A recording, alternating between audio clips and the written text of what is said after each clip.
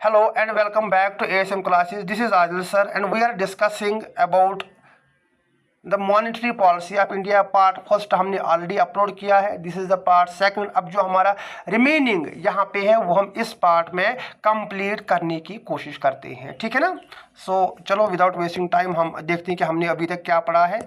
कहाँ पे थे हमने ये जो लास्ट लेक्चर था हमने यहाँ पे हमारा लेक्चर कंक्लूड किया था. ठीक है ना. देखिए सो फार हमने क्या पढ़ा है. हमने पढ़ा what is monetary policy, what is the difference between monetary policy and physical policy, what is expansionary monetary policy, what is contractionary monetary policy, what are the qualitative tools and quantitative tools. इनका क्या मकसद होता है, why it is called as a quantitative tool, qualitative tool क्या है. Then उसके बाद हमने डिस्कस किया था about the quantitative tools.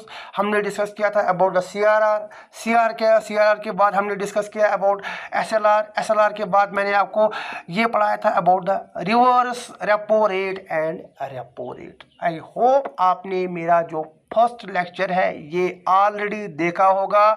अगर आपने अभी तक वो लेक्चर नहीं देखा है पहले आप वो लेक्चर देखो, उसके बाद आपको ये वाला लेक्चर समझ आ जाएगा. ठीक है ना. So let's get start. यहाँ पे अब जो हमारा नेक्स्ट टॉपिक है दैट इज बैंक रेट. क्या है हमारा यहाँ पे बैंक रेट और डिस्काउंट रेट. देखिए जो हमने लास्ट टॉपिक में जो हमने लास्ट लेक्चर में जो लास्ट टॉपिक पढ़ा था that was reverse repo rate and repo rate. Repurchase जैसे मैंने आपको बताया था व्हाट इज, ये भी मैंने आपको बताया रिपर्चेज क्या होता है, मैंने ये भी बताया रिवर्स रेपो रेट क्या होता है. और मैंने वहाँ पे एक पॉइंट आपको बताया था ये दोनों टर्म्स या ये दोनों टूल्स कब होती है, यूज कब होती है. They are used in case of short run या in short period of time में आप इसको क्या कर सकते हो, यूज कर सकते हो. अब बैंक को कभी कभार लॉन्ग पीरियड ऑफ टाइम के लिए पैसों की जरूरत पड़ती है, लोन की जरूरत पड़ती है. एट दैट टाइम वो किसके पास जाएगा, वो फिर से आरबीआई के पास जाएगा और आरबीआई उसको लोन प्रोवाइड करेगा. दैट इज कॉल्ड, जो लॉन्ग पीरियड ऑफ टाइम में जब आरबीआई बैंक्स को लेंड करती है that is called as bank rate. सिर्फ ये याद रखना है बैंक रेट में क्या होता है, बैंक रेट में आरबीआई लेंड करती है to the scheduled commercial bankers for a long period of time.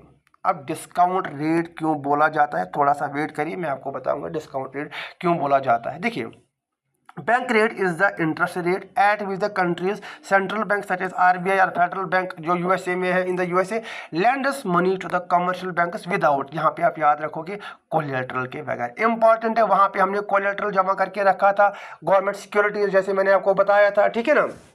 वहाँ पे आप यहाँ पे कोलेटरल की जरूरत नहीं पड़ती है. बैंक रेट या इसको क्या बोला जाता है, डिस्काउंट रेट. अब देखिए बेटा डिस्काउंट रेट क्या होता है, थोड़ा सा मैं आपको यही भी बताता हूँ. डिस्काउंट रेट में लेट अस सपोज ये हमारा एक बंदा है ए, ठीक है ना. इसने चीज़ें खरीद ली, बी एक बिजनेसमैन है, उसकी एक बहुत बड़ी शॉप है, उससे चीज़ें खरीद ली. लेट अस सपोज इसने 30 लाख की चीज़ें खरीद ली, लेकिन अभी इसके पास पैसा ही नहीं है. ये बी के पास गया, बोला भाई मेरे पास पैसा ही नहीं है लेकिन मुझे चीज़ें चाहिए, मैं आपको 3, 4 या 5 महीने के बाद पे करूँगा.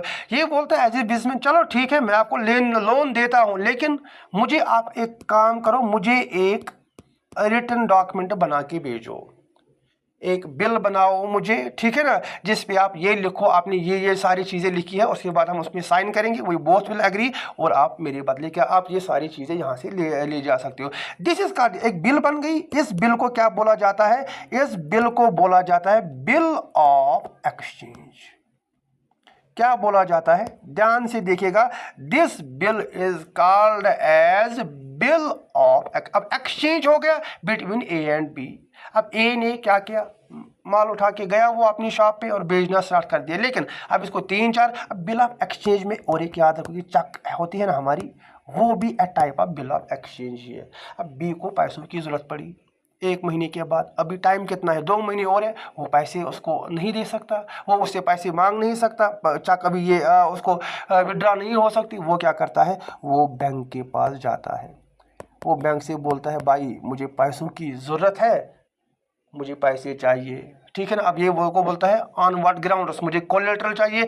कोलेटरल के बदले में ये क्या करता है, यही जो बिल ऑफ एक्सचेंज है ये किसको देता है, ये उसको बैंक को देता है और बोलता है कि 3 महीने के बाद आप खुद जाओगे उस इंसान के पास, ए के पास, और उससे आप पैसे ले लोगे। लेट अस सपोज ये 30 लाख का ये बिल था, बैंक इसको बोल रहा है मैं आपको 30 लाख प्रोवाइड नहीं करूंगा, मैं आपको लेट अस सपोज 20 लाख ही यहाँ पे प्रोवाइड कर पा रहा हूँ। डिस्काउंट हो गया, that is called as discount rate. 30 lakh था, लेकिन जो बी था, बी को अभी पैसों की सख्त नीड थी, ये बैंक के पास गया, बैंक ने उसको बोला ठीक है मैं आपको दूंगा लेकिन मुझे भी अपना फायदा चाहिए। इसको बोलता है ठीक है आप इतना ले जाओ, ये आपके लिए, ठीक है ना, 19 लाख ये 29 लाख आपके हो गए और 1 लाख मेरा हो गया, मुझे भी फायदा मिलना चाहिए, फिर बाद में मैं खुद जाऊंगा उसे पैसे लेने। अगर उसने पैसे नहीं दिए फिर वो बी के पास वापस चला जाता है, दैट इज सेकेंडरी। फिलहाल आप ये याद रखो, डिस्काउंट रेट, ये यहाँ पे बैंक उसको प्रोवाइड कर रहा है लेकिन एट द डिस्काउंट रेट। अब लेट अस सपोज बैंक ने ये पेपर ले लिया, ध्यान से देखना, बैंक ने क्या किया, पेपर ले लिया। कितने का पेपर है इसके पास, 29 लाख रुपीस का पेपर है उसके पास। अब 5 दिन 6 दिन या 10 दिन के बाद कोई कस्टमर आया बैंक के पास, बोला मुझे लोन चाहिए। अब बैंक के पास पैसे ही नहीं है, बैंक क्या करेगा, बैंक उस वक्त आरबीआई के पास जाएगा। किसके पास जाएगा, आरबीआई के पास जाएगा। ये आरबीआई से बोलेगी ठीक है सेम ग्राउंड्स, मैं तो आपको लोन प्रोवाइड करूंगा लेकिन मेरा क्या फायदा होगा, ठीक है ना। ये बोलते कि आप जो बोलेंगे मैं वही करूंगा। ये उसको क्या बोलता है, चलो आप मुझे ये जो बिल ऑफ एक्सचेंज मुझे दो, लेकिन मैं आपको 29 लाख नहीं, मैं आपको सिर्फ 28 लाख ही प्रोवाइड करूंगा। That is called as rediscount. Rediscount facility उसको बोला जाता है। क्या बोला जाता है, रीडिस्काउंट फैसिलिटी। पहले डिस्काउंट किसने किया, बैंक ने किया, फिर आरबीआई ने फिर से किया, that is called as rediscount. और यही रीडिस्काउंट फैसिलिटी इसको बोला जाता है बैंक रेट। क्योंकि हम किसकी बात कर रहे हैं, हम बात कर रहे हैं between the RBI and the commercial bankers या and the bankers. Bank rate, the discount facility which is provided by the RBI is called as, उसी को बैंक रेट बोला जाता है या डिस्काउंट रेट बोला जाता है, ठीक है ना। ये समझ आया आपको। देन थोड़ा हम क्या करेंगे, अब आगे बढ़ने की कोशिश करेंगे, देखेंगे हमने और क्या लिखा है। बैंक रेट हम बता रहे थे, आई होप आपको ये समझ आ गया होगा। बैंक रेट ये मैंने आपको ऑलरेडी बताया, बैंक रेट और डिस्काउंट रेट अब आपको ये अच्छे से समझ आया होगा। It is the rate at which RBI is ready to buy or rediscount. देखो रीडिस्काउंट यहाँ पे वर्ड किया गया है, फिर से पहले बैंक ने डिस्काउंट किया, उसके बाद आरबीआई ने फिर से डिस्काउंट किया। Bills of exchange or other commercial papers from the scheduled commercial bankers simply from the bankers. देखो जो हमारी RR and reverse repo rate था, मैंने आपको उस वक्त ये नहीं बताया था कि जो इन case of growth rate and in case of inflation in rates के साथ क्या होगा। ये सारी रेट्स अब आप मुझे कमेंट सेक्शन में, ऑलरेडी मैंने लास्ट लेक्चर में या उससे पहले भी 2-3 बार रिपीट किए हैं। अब यहाँ पे भी सेम चीज़ें वही रिपीट हो रही है।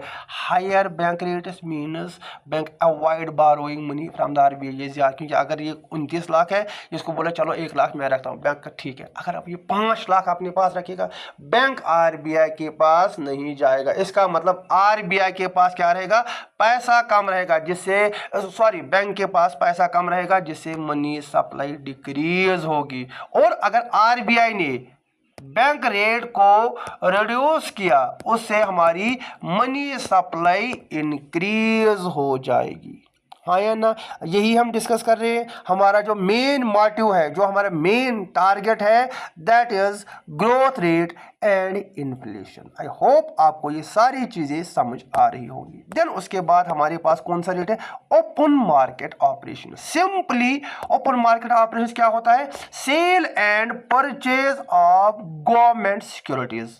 Open market operation refers to the sale and purchase of government securities.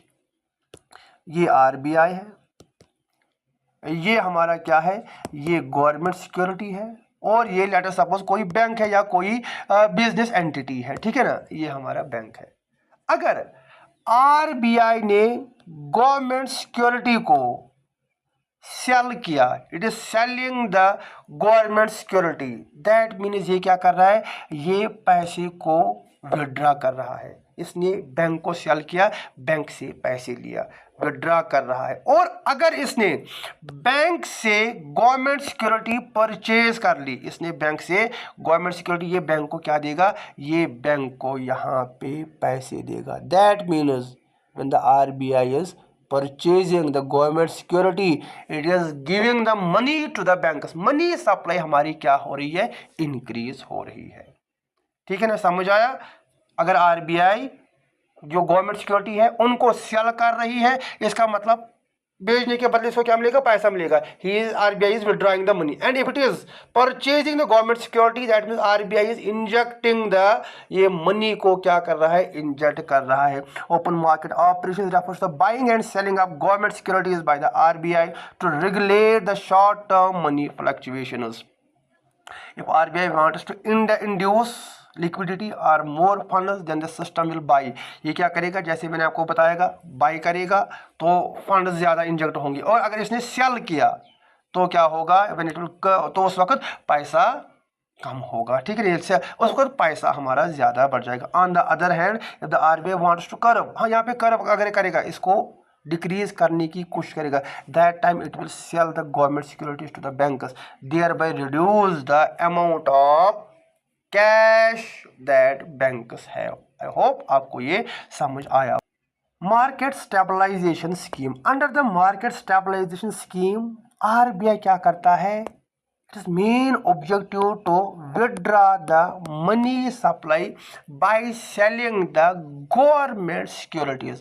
Open market जो हमने इससे पहले पढ़ा, ओपन मार्केट ऑपरेशंस में RBI can do both the things, either या तो ये it will increase the money supply या it will decrease the money supply. But in case of market stabilisation scheme, RBI can only withdraw the money supply from the market by selling the government securities।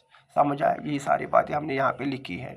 The withdrawal of excess liquidity is called as, इसको क्या बोला जाता है, इसको sterilization बोला। Simply आप याद रखोगे, जब आरबीआई गवर्नमेंट सिक्योरिटीज को सेल करता है और वहाँ से वो क्या करता है, पैसे लेता है, that is called as sterilization। The securities issued under MSS are basically government bonds।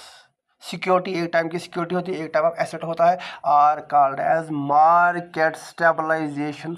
ये मार्केट स्टेबलाइजेशन बॉन्ड्स बोले जाते हैं। इनका काम क्या होता है, to stabilise, to stabilise the market. ये कौन से इंस्ट्रूमेंट्स हो गए, ये हमारे यहाँ तक क्वांटिटेटिव इंस्ट्रूमेंट्स कंप्लीट हो गए।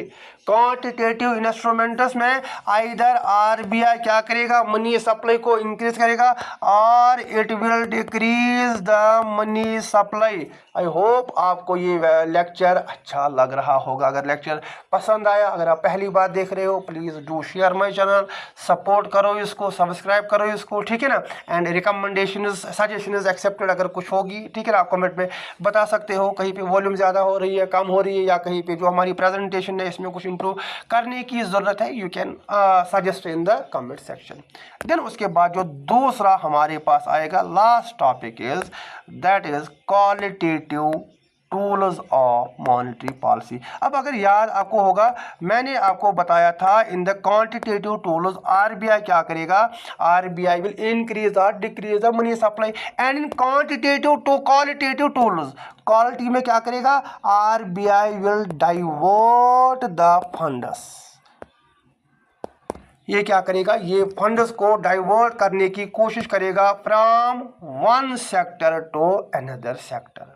फॉर एग्जाम्पल, यहाँ पे जो हमने पहला इसका ये दिस टूल लिखा है, that is margin requirements, and second हमारे पास है consumer credit regulations. What is margin requirements या मार्जिन रिक्वायरमेंट्स, ये आप मार्जिन याद रखोगे, मार्जिन रिक्वायरमेंट्स। मार्जिन रिक्वायरमेंट्स क्या होता है, देखिए, जब हम बैंक के पास लोन लेने जाते हैं, at that time bank ask us the या bank ask us the collateral, security मांग रहा है, और जो वो हमें लोन प्रोवाइड कर रहा है on that security, the difference between the securities that we provide and the loan that a bank is offering us is called as margin. उसको क्या बोला जाता है? उसको मार्जिन बोला जाता है। अब यहाँ पे अगर मार्जिन को आरबीआई क्या करेगी? इंक्रीज करेगी। दैट मीन्स हमारा जो लोन होगा वो और ज़्यादा एक्सपेंसिव होगा, और अगर वो ज़्यादा एक्सपेंसिव होगा हम क्या करेंगे? हम बहुत ही कम या हम कम पैसे बैंक से लेंगे या कम लोन लेने की कोशिश करेंगे, और उससे क्या होगा? मनी सप्लाई हमारी डिक्रीज हो जाएगी। ये हमने लिखा है margin refers to the difference between the value securities offered for loan जो आप बैंक को दे रहे हो and the value of loans actually granted, और आरबीआई आपको कितना दे रहा है? लेट अस सपोज आपने 10 लाख की या आपने 10 करोड़ की सिक्योरिटी बैंक के पास रखी, अब उसके बदले में आरबीआई कितने करोड़ का लोन आपको प्रोवाइड कर रहा है? जब आप इन दोनों की डिफरेंस निकालोगे that is called as margin requirement.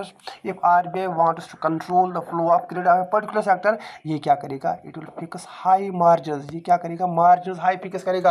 आपको ज्यादा सिक्योरिटी देनी पड़ेगी, और जब आपको ज्यादा सिक्योरिटी देनी पड़ेगी, like you will hesitate, you will think before like going to the bank for that loan, ठीक है ना? As a result customer will take lesser loans from that sector. Then second होता है क्रेडिट, कंज्यूमर क्रेडिट रेगुलेशंस। अब देखो consumer credit क्या होता है? जो बैंक हमें लोन देता है ना for this to purchase a durable, आप फोन लेने जाते हो, आप गाड़ियाँ लेने जाते हो, या कोई दिस हाउस लोन लेता है, ठीक है ना? This is called as consumer credit. अब जितना बैंक हमें ज़्यादा लोन प्रोवाइड करेगा उतना ज़्यादा हम चीज़ों को क्या करेंगे? परचेज करने की कोशिश करेंगे, और जितना बैंक ज़्यादा हमें लोन देगा उतनी ज़्यादा मनी सप्लाई बढ़ेगी, उतनी ज़्यादा इन्फ्लेशन बढ़ेगी। उस वक्त फिर हमारे बड़े भैया आ जाएंगे, वो बैंक को क्या बोलेंगे? आपको क्या करना है? जो कंज्यूमर क्रेडिट है इसको आप रेगुलेट करो। अगर आप क्या कर रहे हो? अगर आप यहाँ पे और ड्यूरेबल्स पे कर रहे हो, आप जो उनकी डाउन पेमेंट है वो यहाँ पे इंक्रीज करो। आपने कार ले ली, कार के लिए लेट सपोज 10 लाख की गाड़ी है, डाउन पेमेंट आपको सिर्फ 2 लाख का देना पड़ेगा। अब आरबीआई बोल रहा है नहीं, अब इनको क्या करना है? 4 लाख रुपए बोलो उनको डाउन पेमेंट करो, उसके बाद आपको ये गाड़ी मिल सकती है। देन आरबीआई क्या, जो कस्टमर है वो क्या करेगा? वो गाड़ी लेने से पहले 2-3 बार सोचेगा पहले, क्या मेरे पास इतना पैसा है, क्या मैं ये गाड़ी अफोर्ड कर सकता हूँ या नहीं कर सकता हूँ। ये हमने लिखा है credit made available by commercial banks for instalment of consumer, for instalment for the consumer purchase of consumer durables. अब ड्यूरेबल्स जब फोन आता है, गाड़ी आती है, ठीक है ना, is known as consumer credit. If there is an excess demand for consumer durables leading to the high prices, the RBI reduces. ये क्या करेगा? ये कंज्यूमर क्रेडिट को कम करने की कोशिश करेगा। कैसे कम करने की? अब आरबी जो हमारे कस्टमर से डायरेक्टली आरबीआई तो नहीं आएगा, ये बैंक को क्या बोलेगा? आप इनकी डाउन पेमेंट इंक्रीज करो, और जो reducing the number of instalments, जो पहले आपने इंस्टॉलमेंट्स रखी थी लेट सपोज आपको 2 साल या 3 साल में आपको ये पे करना है, अब आप क्या करोगे? इसको बोलो विद इन 1 ईयर ही आप ये पूरा यहाँ पे ख़त्म ही कर दो। तो ये जब कस्टमर को बोला जाएगा, वो पहले लोन लेने से पहले वो 10 बार सोचेगा, और जब वो सोचेगा वो लोन लेगा ही नहीं, और जब वो लोन लेगा ही नहीं, मनी में हमारा पैसा, ये मार्केट में पैसा आएगा ही नहीं। These two आई होप आपको ये समझ आए होंगे। देन उसके बाद हमारे पास और 2 है, और ये हमारी लास्ट स्लाइड है।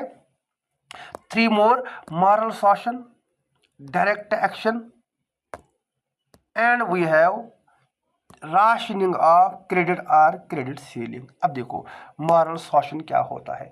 आरबीआई ने गाइडलाइंस सभी बैंक्स के लिए इशू कर दी, बोला कि आपको ये रेट लगानी है, आपको इस कस्टमर के साथ ऐसे डील करना है, इस लोन को आप पे इतना इंटरेस्ट चार्ज करोगे, इस सेविंग पे आप इतना इंटरेस्ट दोगे। ये जो भी रूल्स एंड रेगुलेशंस है जो आरबीआई सेट करता है, वो हर कोई बैंक को क्या करना पड़ेगा? फॉलो करेगा। समटाइम्स कभी कभार कोई बैंक क्या होता है, ठीक है ना, उसकी ये थोड़ी सी नादानी होती है, वो उन रूल्स एंड रेगुलेशंस को वायलेट करने की कोशिश करता है, और जब वो रूल्स एंड रेगुलेट को वायलेट करेगा, पहले आरबीआई आता है उसको बोलता है छोटे भाई संभल जाओ, नहीं तो हमें आता है कि हम आपके साथ कुछ भी कर सकते हैं, ठीक है ना। तो उसको बोला जाता है मॉरल शोषण, उसको मॉरली समझाता है भाई ऐसा नहीं करो। अगर रूल्स एंड रेगुलेशंस है ये सभी के लिए सेम है, आपके लिए भी सेम है, ठीक है ना। हमने ऐसा शिकायत आई है, कंज्यूमर्स जो कस्टमर्स है दे आर कंप्लेनिंग, आप ठीक है ना रेफरेन करो इन चीज़ों से। जब वो सिर्फ उसको क्या करेगा मॉरली समझाएगा। या कभी कभार क्या करता है बैंक किसी सेक्टर को ज़्यादा लोन प्रोवाइड करता है, किसी सेक्टर को कम लोन प्रोवाइड करता है, it goes against the guidelines of RBI, that RBI पहले उसको समझाता है छोटे भाई रुको मैं देख रहा हूं। और फिर जब वो नहीं रुकता है उस वक्त आरबीआई क्या करता है, भाई अब मैं तुम्हें दिखाता हूं बड़े भाई किसको बोला जाता है, ठीक है ना। ये डायरेक्ट एक्शन सीधा उसके लाइसेंस खत्म कर देता है, बोला कि अब नहीं चलेगा। या तो उस पर क्या करता है पेनल्टी बहुत ज़्यादा इम्पोज कर देता है, या उस पर रेस्ट्रिक्शंस लगा देता है। अगर बैंक फिर भी ना माने फिर तो वो लाइसेंस ही उसकी खत्म हो जाती है, ठीक है ना। ये हमने लिखा है मॉरल शोषण परसुएशन एंड रिक्वेस्ट करता है छोटे भाई मान जाओ। RBI makes the banks adhere to the policies and directives through the persuasion or pressure in order to maintain a certain level of money supply in the economy। अब direct action में क्या होगा, जब छोटा भाई नहीं मान रहा है तो फिर सबक तो सिखाना होगा, ठीक है ना। यहाँ पे क्या कर रहे हैं RBI takes direct action such as refusing to discounting the bills or charging penal rates, यहाँ पे वो रेट्स उन पे इम्पोज करेगा। when a commercial bank does not cooperate with the central bank in achieving its desirable objectives। And then in the last we have this rationing of credit or credit ceiling का मतलब क्या होता है fix करना। जहाँ पे RBI क्या करेगा क्रेडिट को फिक्स करेगा। फिक्स करने का मतलब क्या है, यहाँ पे लेट अस सपोज आरबीआई ये बैंक के पास 100 रुपये, ये इसको बोलता है जो आप लोन दे रहे हो। ऑब्वियसली अगर बैंक के पास कोई लोन लेने जाएगा, एक इंडस्ट्रियलिस्ट जाएगा, जैसे हमारे पास विजय माल्या साहब है, और एक गरीब किसान जाएगा, ठीक है ना। अगर वो जाएंगे बैंक विल प्रेफर कि मैं विजय माल्या को लोन दो यहाँ पे ज़्यादा से ज़्यादा, क्योंकि बैंक को पता है ये बाद में खाएगा ही तो मेरा क्या जाएगा। लेकिन उसको पता है जो आम किसान है मैं उसको खाने नहीं दूंगा, ठीक है ना। अब यहाँ पे क्या करता है, यहाँ पे बैंक उसको बोलता है भाई, अब वो क्या करेगा, वो ज़्यादा किसको देने की कोशिश करेगा, वो ज़्यादा यहाँ पे अंडर दिस, ठीक है ना, अंडर दिस क्रेडिट सीलिंग जो बैंक है it will try to give more money to the other sectors या to the high net worth individuals. For example जो बड़े बड़े इंडस्ट्रियलिस्ट है ये उनको यहाँ पे ज़्यादा पैसे प्रोवाइड करने की कोशिश करेगा। ऑब्वियसली इसको इंटरेस्ट रेट भी ज़्यादा मिलेगा और उसको सिक्योरिटी भी रहेगी, क्योंकि अगर ये फार्मर को लोन देगा वहाँ पे बहुत कम सिक्योरिटी होती है लोन वापस मिलने की, और वो बहुत समय के लिए चलता रहता है। लेकिन आरबीआई आता है वो बोलता है छोटे भाई मेरी बात सुनो, हमारी इकानमी में सभी बराबर है, कोई बड़ा कोई छोटा नहीं है। अब किसी की इकोनॉमिक एक्टिविटी ज़्यादा है किसी की कम है, लेकिन सभी बराबर है। आपको क्या करना है, आपको कुछ पोर्शन बचा के रखना होगा so that you will lend it to the other sections और weaker sections of the society. Let us suppose इसको बोलता है 60% आपको जिसको मर्जी है आप दे दो, और जो 40% है you have to lend it to the PSL priority sector lending weaker sections agricultural sections को आपको यहाँ पे वो पैसा लैंड करना होगा। हमें इनको भी इकोनॉमी में आगे साथ साथ ले जाना है। समझ आई बेटा, हमने क्या पढ़ा, हमने मॉरल शोषण पढ़ा, डायरेक्ट एक्शन पढ़ा और क्रेडिट सीलिंग पढ़ा। यहाँ से हमारा मॉनेटरी पॉलिसी का जो टॉपिक था बड़ा ही मज़ेदार टॉपिक था, बड़ा ही अच्छा टॉपिक था, इसको हमने कंप्लीट किया। अब जो उसका करंट पार्ट है मैं in the first week of May का जो फर्स्ट वीक होगा मैं एक करंट अफेयर वीडियो लाऊंगा जिसमें जो भी मुझे इम्पोर्टेंट लगेगा from economics point of view मैं वो सारा वहाँ पे कवर करने की कोशिश करूँगा। आई होप आपको ये मेरी लेक्चर सीरीज पसंद आ रही होगी। Do share and subscribe my channel और मुझे कमेंट में बताओ आपको मेरा वीडियो कैसा लगा। Till then take care and I will see you in the next video.